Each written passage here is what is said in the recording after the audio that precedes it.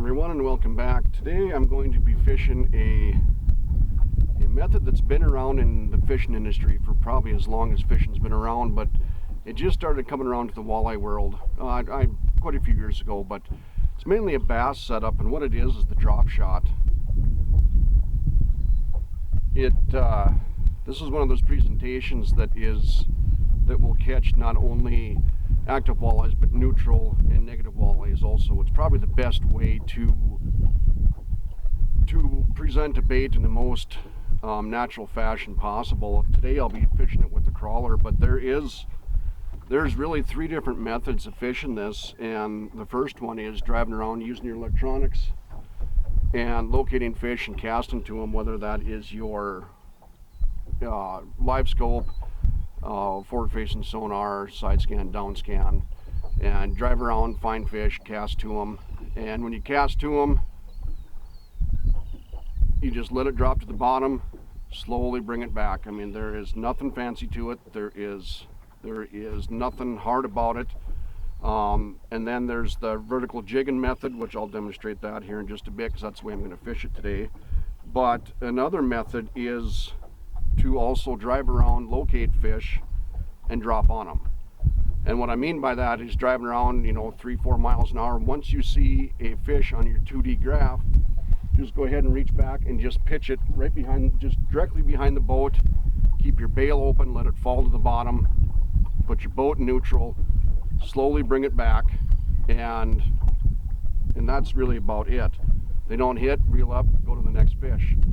Now today what I'm going to be doing is I'm going to be vertical jigging it, and I got the Garmin here on one side so I can watch that. But what this setup is it's what I'm using is a lot of people just not directly tie, but inline tie hook.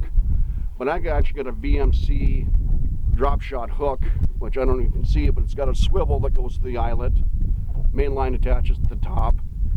You have a main line that comes down, or you got your dropper that comes down off the bottom, and you go, rule of thumb is 18 inches, depending upon what you're seeing on your graph and where the fish are in the water column. If they're 3 feet off, you're going to want to go 4 feet up, 3.5 feet up. If they're a foot off, go 2 feet, because those fish are always going to be looking up as they're feeding. So you want this bait directly above them so they can see it and so they can come at it. Now, and then you just come down to the bottom here with just a weight. Some guys use, the drop shot weights. I just use a regular Lindy weight. It really doesn't matter.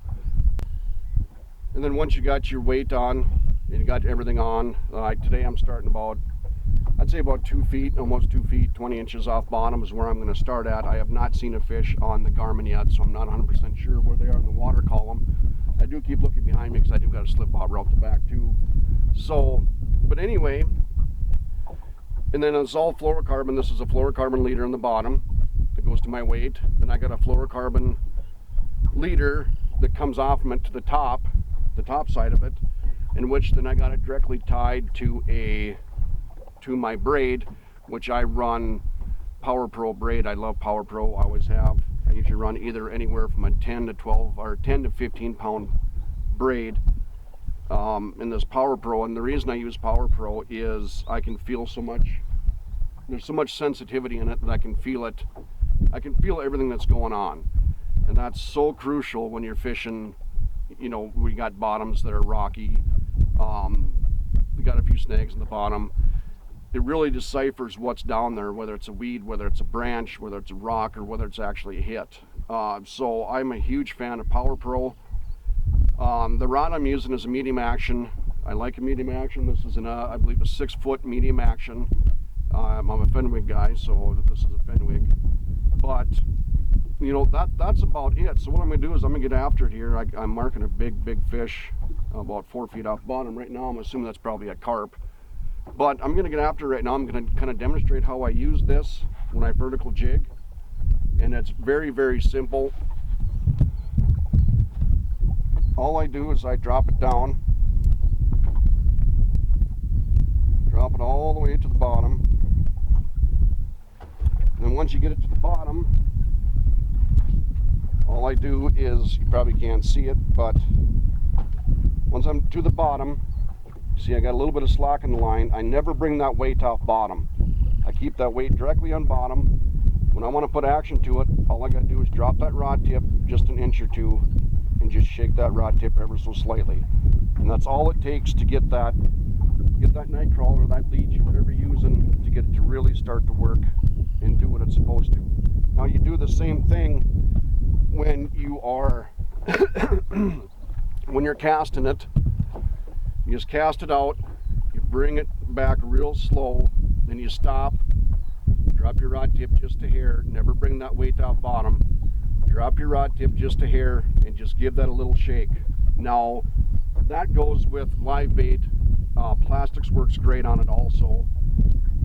Like I said, today I'm using live bait, but plastic works on it great also. You really have to experiment with the plastics to get what's got the best action, what gives it the easiest action. You know, like an eye candy, they're very flimsy. You don't have to put as much action on it. These a little bit stiffer baits, you know, maybe like a gulp, you know, a gulp schmelt or whatever, gulp shad, whatever. You might have to put a little more action into it to get that bait to really work. But this is an all-around, for like today where I'm at, the fish are been high pressured. We've had a lot of fronts, so I got a fish coming in right now. So this is, to me, the perfect bait to fish situations like this where the fish are very, very high pressured. We finally got water temps in the 70s, so they're going to be a little more active. But like I said, these fish have had so much pressure that this is just a perfect bait to come down and really finesse these walleyes into biting. But I'm going to finish getting set up here. Stay with me. I'm hoping to show you some footage on the Garmin, and then we're going to kind of go from there.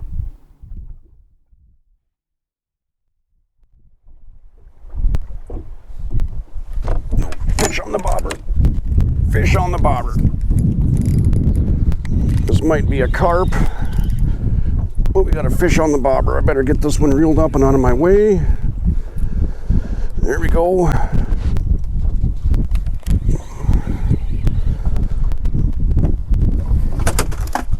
Get the net out here.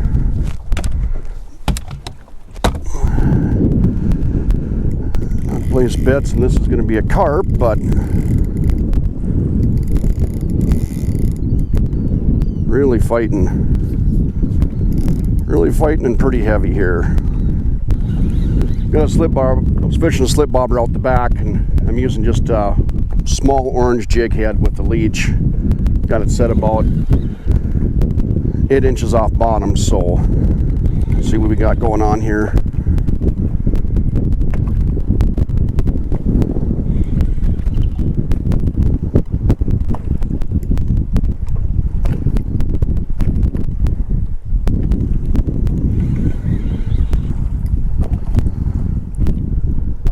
Oh my God, it's a catfish. Catfish. I was wrong.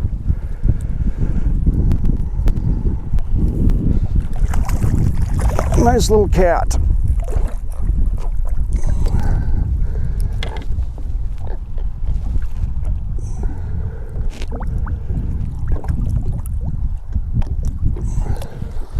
Nice little catfish. Start the morning. Not what I'm looking for, but he was fun. That's what I'm using right here. Is just a small orange jig head, tipped with a leech. Pitching it back behind the boat. I got some waves going on, so pitching it back behind the boat, letting the waves do the work with the bobber, and hopefully bring some walleyes aboard. Got a fish coming in right there. It's coming up. There's my bait.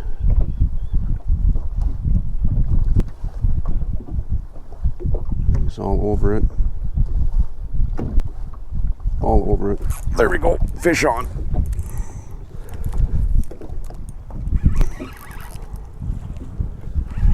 Really had to finesse that fish a little bit to get him to hit, and it's a drum. Once again, not what I'm looking for, but that was fun. Kind of seeing how it worked anyway. But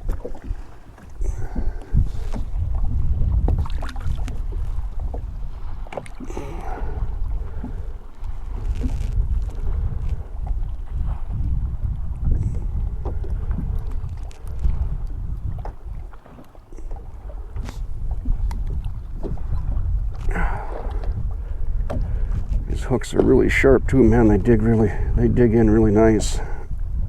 Come on. There we go. It's a little drum.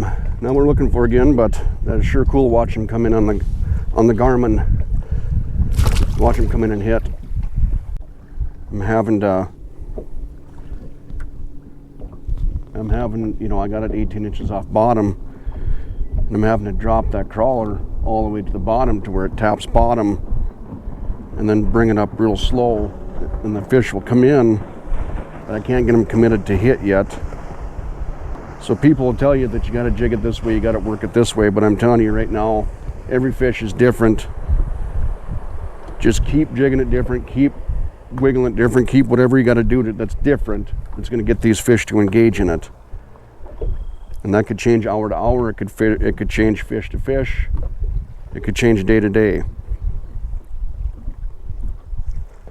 But always change up your cadence if it's not working.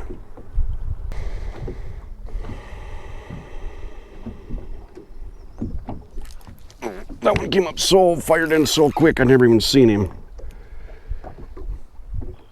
Fired in so quick, I'd never even seen him on the Garmin. I don't think this is a walleye, but I could be mistaken. Another drum, of course.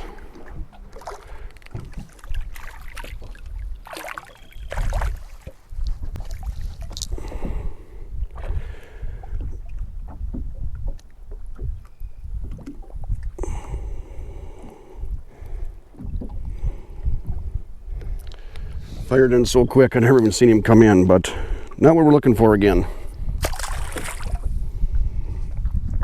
Catching the wrong species here. I'm gonna relocate and go a little bit deeper here. Started out in 14, we're gonna go about 18 and try that. Can't really get them to commit here. They'll come in, they'll look at it, and they'll turn and leave, and I gotta snap it just a little bit. And they'll fire back and they'll look at it. Drop it to the bottom, they'll follow it. I'll bring it back up, they'll follow it, but they just won't go. There we go. I went ahead and they weren't hitting the crawlers, so I went ahead and put a, not so much fun, put a Berkeley plastic on there, blue and silver, and first one that came in and just devoured it. How cool is that? I mean, nothing to brag about for fish size, but man, that is so much fun. So much fun.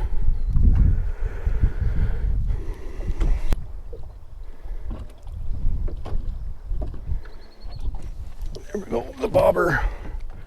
Bobber fish on in the bobber.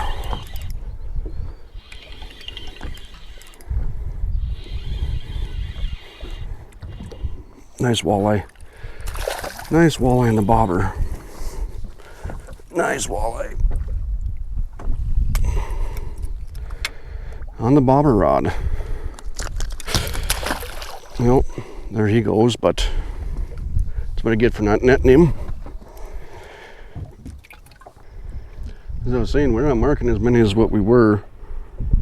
Fish kind of funnel through here. Where I'm at is there's a point in front of me, point here, and there's a point right behind me here. These fish just kind of cruise back and forth in between these points. Sometimes you got to wait them out, sometimes you got to move. When we moved out, I started out in 14 feet of water and it seemed like nothing but drums and catfish in there, and I moved out to about 20 feet of water, 19, 20 feet of water. I moved out, marking a lot more fish. I picked up a couple walleyes. Now it seemed to really slow down here. So, you know, a situation like this, either you get up and you move, you kind of head towards these points and start fishing these points the rest of the day to where they kind of might sit and, you know, kind of rest for save for the rest of the day after they're done feeding, or they might start cruising back and forth through here again. But I'm going to give it a little bit longer here and see what happens. But nothing happens here soon. I'm going to pick up and I'm going to hit a different spot. Maybe I might go fish a point, this point in front of me, and see what happens. But yeah, it's been marking a lot of fish. They've been very, very finicky. It seems like they're wanting it, You know, at the beginning of the video I said do not, you know, just leave that weight on the bottom and just kind of drop your rod tip and jiggle the rod tip just a little bit. Well, it seemed like they've been wanting it to bring it up and then kind of drop and slam that weight down in the ground to bring that soot and that mud up off the bottom to kind of get their attention. Then when they came in, it's almost like ice fishing. They came in and then you kind of just raise your rod tip and then tease them and drop it back and forth and just get them fired up enough to where they'll finally hit.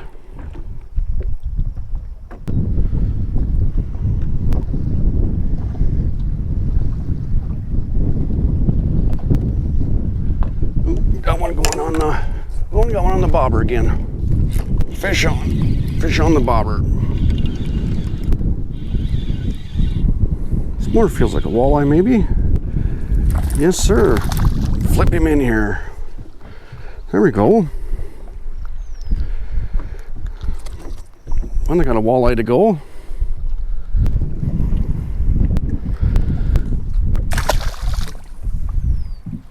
I've been running a slip bobber out the back here as the morning goes on, and I've actually done pretty good off of it yet. I've gotten 2 walleyes and I think a catfish off from it. But what I'm running is just a small 1/8 ounce orange jig, Northland jig. Then I went up a little ways, a little over a foot, and I put a snap weight on. Reason being is it's a little bit windy out here, running a little bit bigger bobber. It's not really windy, but a little bit wavy, so I wanted to get this down as quick as I can. And it's all fluorocarbon up until I got a swivel right there that goes to my main line, which is coarse braid Power Pro. And then I got my bobber. And that's really about it. And I got it set probably 8-10 inches off bottom. These fish seem to be kind of coming in closer to bottom. Normally I would run it, you know, if I was fishing say Sakakawea, I'd probably run it, you know, almost 3 feet off bottom, because a lot of times those fish are 1 foot to 2 feet off bottom, you know, to keep it above them. So all I'm doing is just putting a leech, tipping it with the leech and casting it behind the boat and just leaving it sit. And it's been working, I'd say, almost better than the drop shot or my jigging wrap so far. So kind of a little 1-2 punch here. Like I said, I wanted to do a drop shot video, and I kind of did, but you know, if I got another rod to use, I'd like to utilize it. And you know, the walleyes were telling me they wanted something a little different than the drop shot today, so that's why I kind of changed up to a jigging wrap on my other rod. And I'm just keeping this one down because it's kind of staying consistent here. So I'm just kind of, I guess what I'm doing is I'm kind of going throughout the day and just kind of changing my presentation according to what the fish are doing and what the fish are telling me. Well, fishing has really died down here. Oh, by God, there's one. I don't know what we got going on here, but trying to wrap things up, and lo and behold, another catfish. Woohoo! But like I was saying, the fishing really slowed down. The drop shot did not work as good as I was hoping today. You know, normally when there is some finicky fish or fish are neutral or negative, you know, normally that drop shot's gonna outfish about anything. But the slip bobbers seem to be working better. And the slip bobber, you know, if you live in a state where you can run 2 rods, I mean, a slip bobber and a drop shot is just a perfect 1-2 punch. You can't get, you know, a bait to look almost more natural than, you know, a drop shot and a bobber, besides maybe pulling a Lindy rig. But, you know, I caught walleye or 2 on the drop shot. I had to go to a Berkeley minnow to do it, which is all right. That's fun when they hit that. Majority of the walleyes came on slip bobber with jig head and a leech, which that's fun too. So today is kind of what it is. I had a lot of fun, caught a lot of fish. Just majority of them were catfish, which is all right. They're fun to catch too. But it's getting hot. I gotta head back today. We were supposed to go out and get some stuff ready for bow hunting, since that's kind of around the corner here too, you know, a month and a half away or whatever it is. But I got to go home. I just snuck out this morning to try to get a drop shot video in, but I got to get home. I got to get the boat cleaned up. I got to get a bunch of stuff ready. On Friday, we are leaving for the Dakota Walleye Classic walleye tournament. So we got a bunch of stuff to do. I don't know if I'll have all the pre-fishing in one video, because I think we're going to pre-fish for 6 days. So I don't know if I'll have all the pre-fishing in one video, or if I'll break it up into, you know, 2 days here, day, whatever. I'll figure that out when we're all wrapped up. And then, of course, I'll have video on the tournament itself. So, you know, I don't know how much I'll film during the tournament, being that, you know, if we're struggling, whatever it is. I don't know how much filming I'll do. I'm hoping to capture it all. But stay tuned. Thank you very much for watching. I appreciate it. We'll see you next time.